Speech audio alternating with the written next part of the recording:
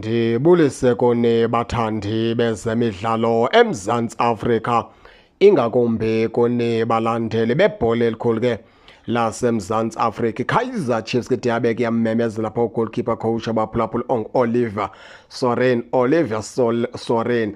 Inzalelwane yapha kwilizwe lapha eFrance baphulaphule kuthiwa ke lo goalkeeper bekwabaqeqesha kogoalkeeper abasezingeni lapha ehlabathini abafana ke noEdouard Mendy kunye ke noSteve Mandanda. Kuthiwa ke bogoalkeeper beke badibana nesandla sakhe kuOliver Soren ke lo. Khumbula into yokubana ke lo goalkeeper coach umtsha weqela leKaizer Chiefs ungena ke endaweni ke kaMzoki ebekade ke eqeqesha ugoalkeeper phaa kuqela ke leKaizer Chiefs wazi ke naye ke waenda apha ke elishiya ke iqela ke leKaizer Chiefs.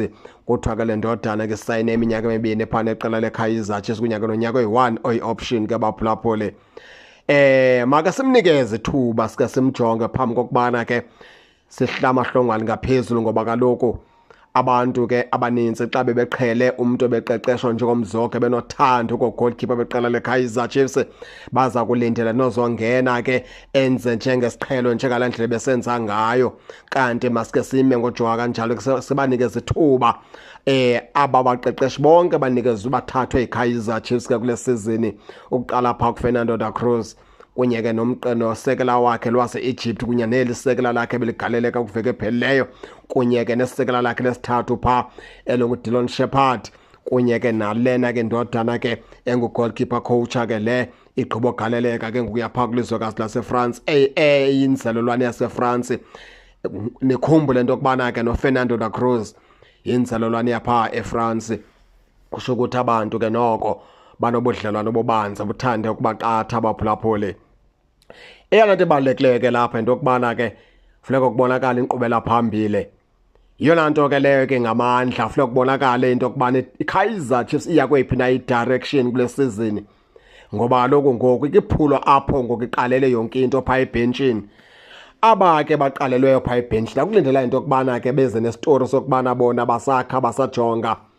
Into ebalulekileyo phaa kubo ngoku kuza nee-results, kuza nokubana itima iphumelele ingenise indebe ngaphakathi, ngakumbi iligi. Yiligi yona nto ibalulekileyo ngoku phaa kuqela leKaizer Chiefs zikwazi uphefumla njengetimu enkulu.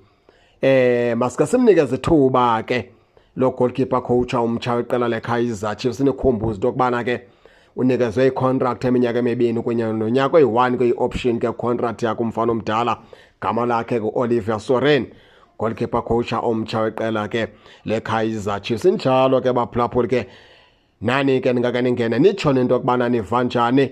Ningakhohlwa usubscribe kule channel kuze ningaphoswa zezemidlalo endizanothulela zona kwixa elizayo kakuhle babukeli.